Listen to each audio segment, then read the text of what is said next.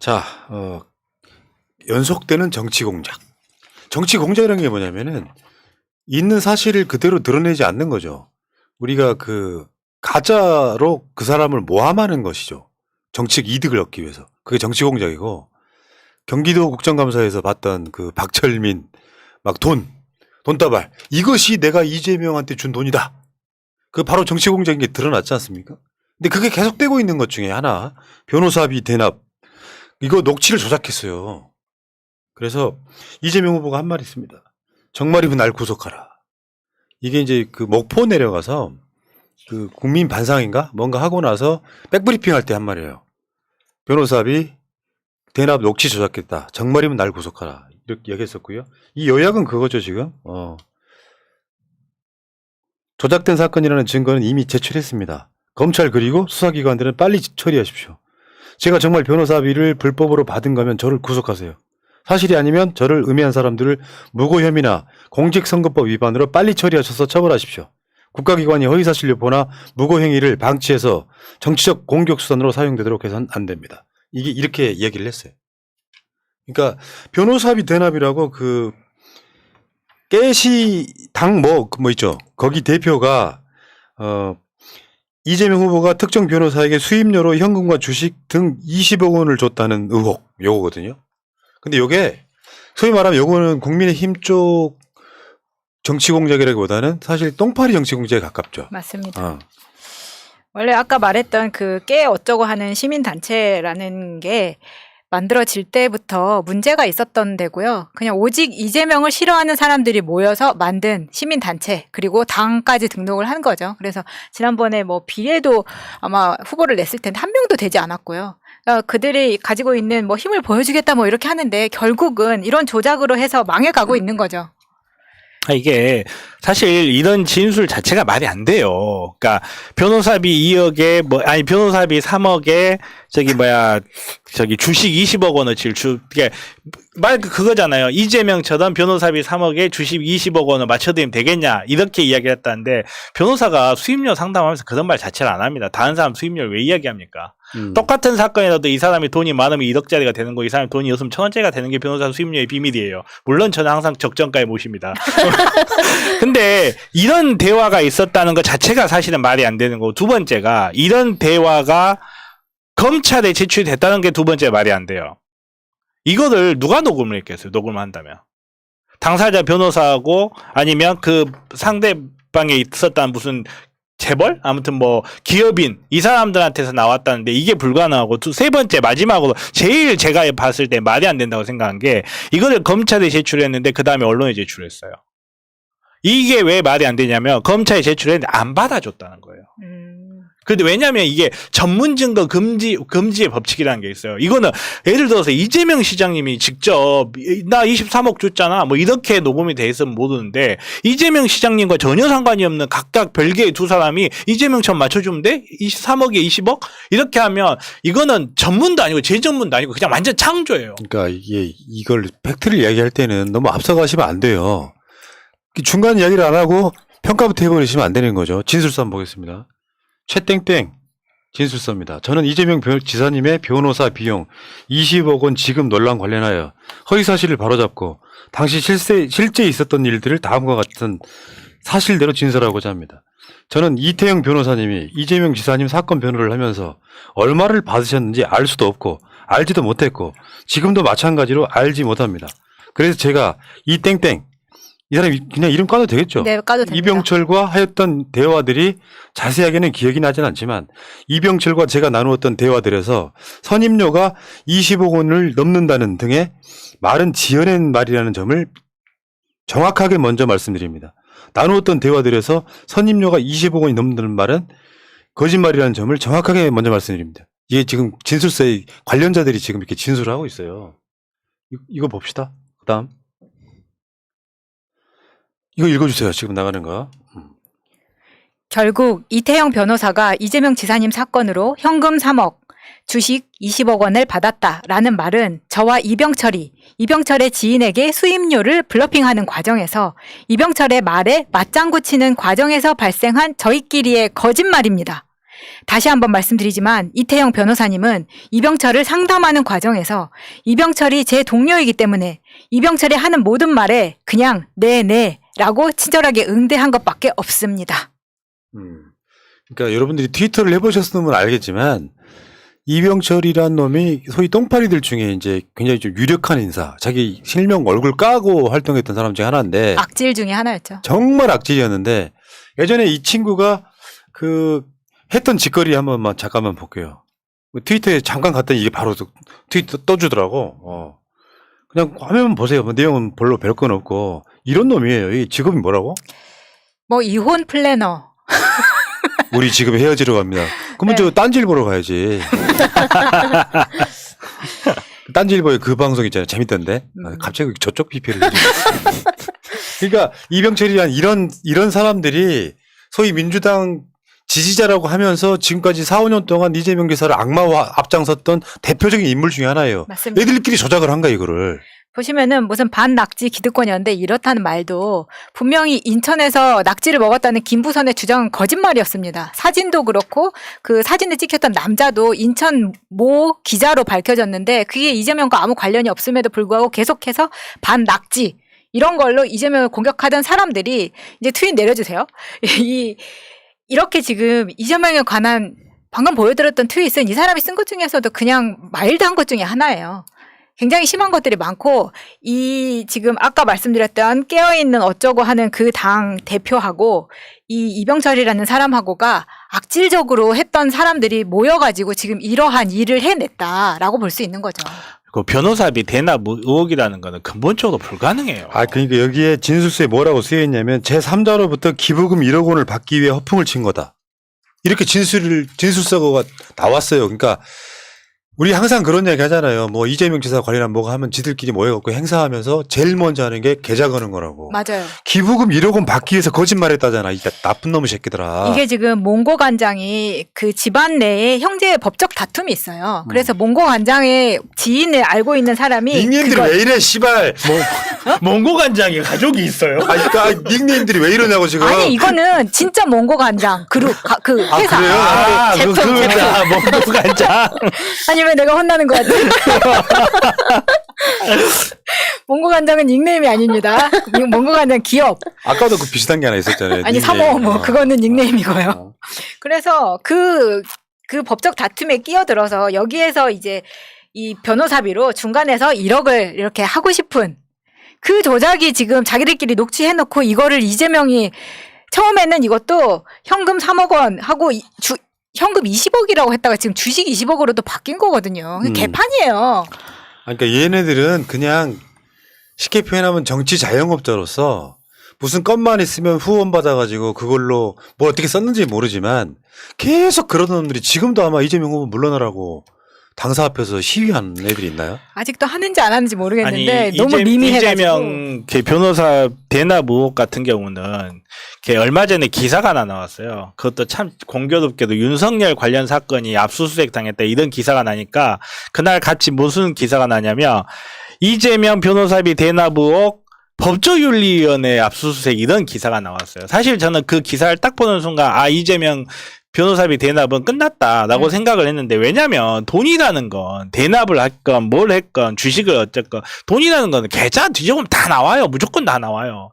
큰 규모의 돈은 우리나라 여기 대한민국이라 수표하면 수표 추적 다 되고 이 현금을 하면 현금 1년번호까지 추적을 하는 나라가 우리나라예요. 예. 이 과정에서 법조윤리위원회를 압수수색을 했다는 거는 쌍방울도 털어보고 변호사들 법무법인도 틀어보고 나오는 게 없으니까 법조윤리위원회에 저희들이 1년에 한 번씩 무슨 사건 하면서 얼마 받았고요. 무슨 사건 하면서 얼마 받았고요 하고 이렇게 손으로 기록해서 내는 게 있어요. 그거라도 보려고 한 거예요. 예. 증거가 없다는 거야.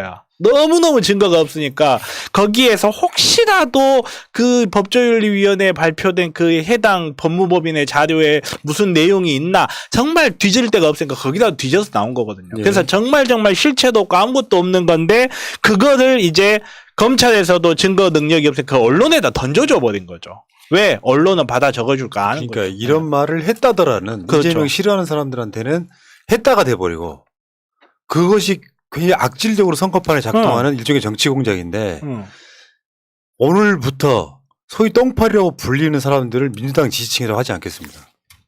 확실하게 저건 국민의힘 지지자들이 민주당에 스며들었던 거다 이렇게 그냥 설명드리고요. 민주당 참칭자들이죠. 예. 그래서 이들이 이재명 악마화할 때 제일 많이 썼던 말 중에 하나가 전과 사범이죠.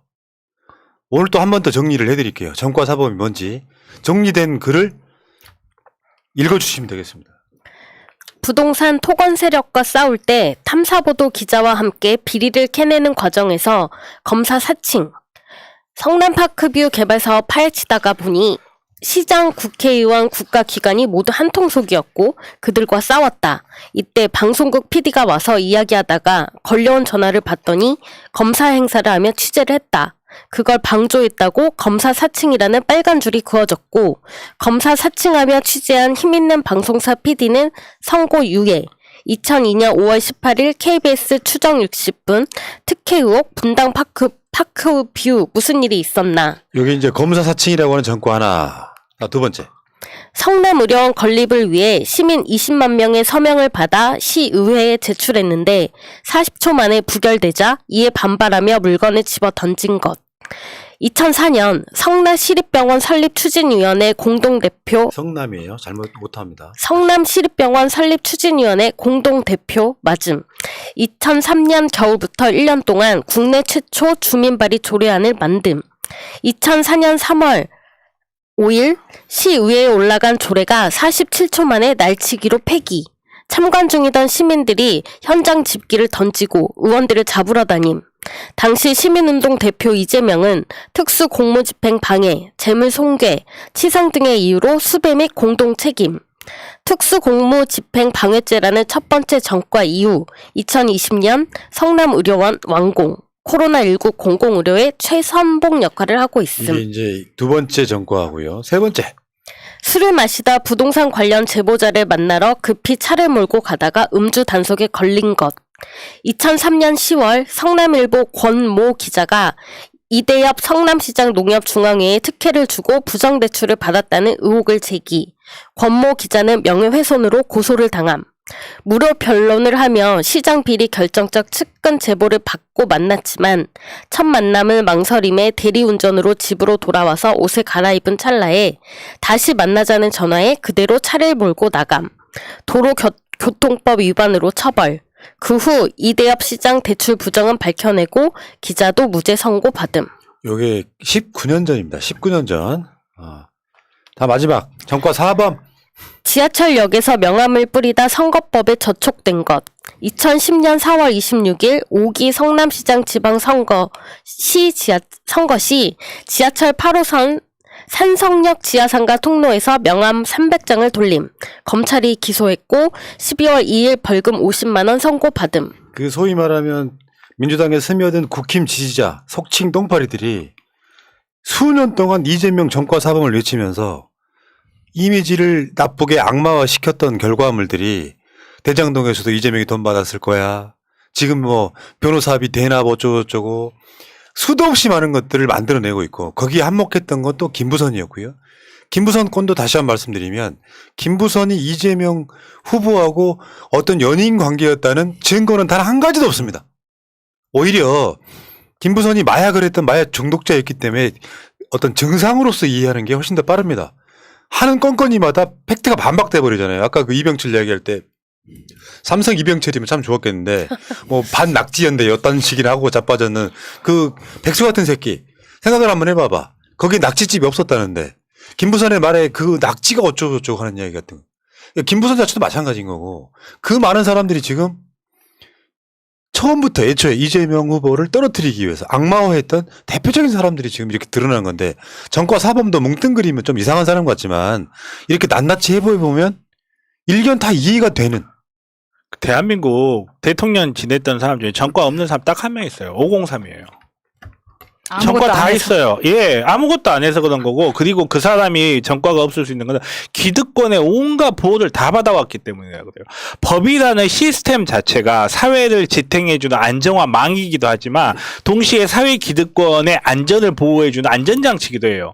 그 시스템에 도전하려는 사람이 어떻게 전과가 없을 수가 있습니까? 문재인 대통령님도 있었고 노무현 대통령님도 있었고요. 김대중 대통령이 말할 것도 없죠. 심지어 그 쥐새끼 있잖아. 걔는 17범이야.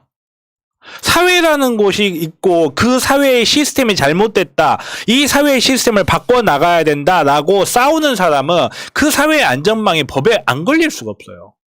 검찰총장이면 안 걸릴 수 있죠. 아, 그렇죠. 그 경우는 이제 사회 안전망이라기보다 현금의 망 이런 거 이렇게 딱 타고 가니까 그럴 수 있는데, 근데 이재명이 지금까지 갖고 있는 이 전과들을 보면 그 성격이 나오잖아요, 사실. 그리고 아니 세상에 검사 사칭 방조로 처벌을 받았다는 게 저는 이게 전 세계 법조 역사에 유례가 있을까 싶어요. 예. 검사를 사칭한다고 해서 이게 죄가 되는 것도 코미디고. 자기가 사칭한 것도 아닌데. 그 사칭한 것도 아니고 옆에 있었다고 있었다고. 방조했다는 것도 아니고. 그리고 우리나라 법 체계가 얼마나 빌어먹을 법 체계인지를 보여주는 사례예요, 사실은. 그러니까 홍준표도 그 윤석열 캠프에서 한번 깐 적 있잖아요. 선거법 위반으로 막 말도 안 되는 거. 그렇게 따면 전과 3, 4번 되는 겁니다. 그럼요. 검사 출신이니까 전과가 없는 거야, 그냥. 아니 정말 사회 운동을 하고 나간 사람 중에 그 전과가 없을 수가 없어요. 우리나라는 길거리에서 시위하다가 70대 넘어가면 전과야, 그때부터. 그런 나라에서 전과가 없다는 게 오히려 부끄러운 거예요, 진짜로. 그러니까 이게 전과 사범이라고 막 몇 년 동안 악마화했던 애들이 지금 하고 있는 짓은 정치 공작. 이거 엄하게 처벌해야 돼요. 그래서 사실 이게 지금 횟수로는 한 5, 6년 되는 거잖아요.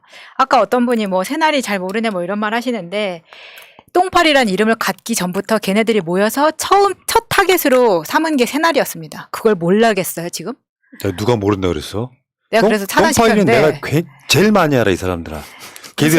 그러니까. 걔들하고 맞상대 해갖고 키워주기 싫어서 언급을 자주 안 했던 것 그렇죠. 뿐이에요. 말도 안 되는 소리. 우리한테는 아직도 캡처되어 있는 것들 다 가지고 있다는 말씀 드리고. 하루에 다만 악플을 그 똥파리들이 막 한참 많이 날아다닐 때 하루에 악플을 2만 개씩 받아봐라. 맞아요. 어쩌고냐. 새날 스튜디오에 F킬러 넣어드려야겠어요. 아니 근데 뭐 조금 나간 이야기긴 하지만 당시에 우리 이제 팟빵 게시판에 보시면은 새날 댓글이 한 3만 개 됐었거든요. 근데 지금 3,000개밖에 없습니다. 이유는 뭐겠어요? 걔네들이 다 지웠어요. 지우고 도망간다는 거죠. 그러니까 겉으로 민주당을 참칭하는 애들이라는 거는 맞는 것 같은데 인정하고 싶지도 않고 민주당이라는 거를. 근데 지금까지 이 몇 년 동안 뭐 사실은 똥파리한테 꼬여들어서 망한 케이스들이 많습니다. 예를 들면 공모 작가, 누구라고 말 안 하겠어요. 그 모 지영 작가, 그 사람도 점점 거리다가 지금 날아갔죠. 그리고 장모 그 무슨 강원도에서 경찰서장 출신인가 하는 사람도 있었습니다. 그런 사람들 지금 다 나타나질 않고 있어요. 이유가 뭐냐? 계속 이런 식으로 하다가 사라져 버린 거거든요. 한번 크게 이재명 지사 쪽에서 아니면 지지자 쪽에서 크게 고소 고발한 이후에 조용해진 계정들이 있습니다. 그런데 이거를 지금까지 나름 무럭무럭 커간 이 꽤 멋이게 하는 이 당 대표 이 모 씨하고 이름도 거론하기 싫어서 말을 안 하는 거지 몰라서 말을 안 하는 게 아닙니다.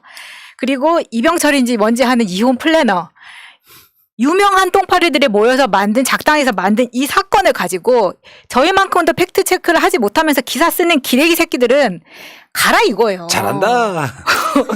그래서 제가 진짜 당부드리고 싶은 건 뭐냐면 이번 기회에 여기에 등장하는 인물, 이 시민단체 이 모 씨, 그리고 이병철 이런 사람들 무고가 됐든 뭐로 됐든 법적 처리 확실하게 해야 된다고 맞습니다. 생각합니다. 지금은 이제 이거를 그냥 무시하고 넘어갈 수 없는 게 하나씩 털어내야 돼요.